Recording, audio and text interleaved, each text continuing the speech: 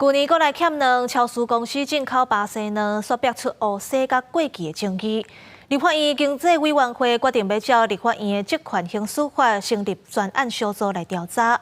不过，在职权刑事法还阁咧实现，民进党的立委就批评这款做法是违法嘛违宪。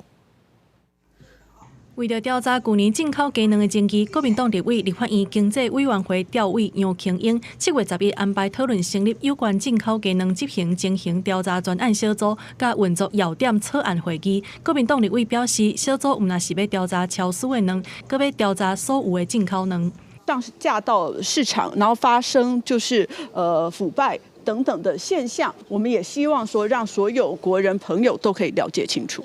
会议一个开始，先由5位民进党立委轮流发言。立法院职权刑事法还阁咧实现，这个时阵成立调查小组，恐惊有违宪的记录。就算照立法院职权刑事法第46条之2，裁判确定进前的诉讼案件，针对伊的处理甲惯证，立法院袂当刑事调查权，而且强调进口鸡卵的证据有真侪地检署的调查，立法院搁再插手，就是违反家己立的法。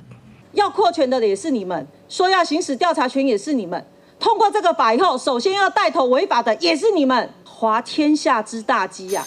白吼要办案，你未比检察官较好办案啦，没有讲较无强咧回收啦。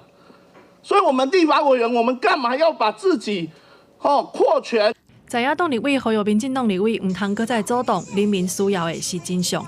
要清楚当初怎么接上线啊？没有官商勾结，这个不用查吗？给人民真相，为什么不查呢？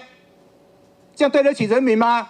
调野立委伫委员会一句来一句去，民进党立委强调成立调查小组违法佮违宪，检调甲监察院拢已经咧调查。国民党立委是批评唔知影民进党咧当啥货，若准无犯法就唔免惊调查。最后，民进党立委是退席抗议，主席宣布通过成立调查小组。记者综合报道。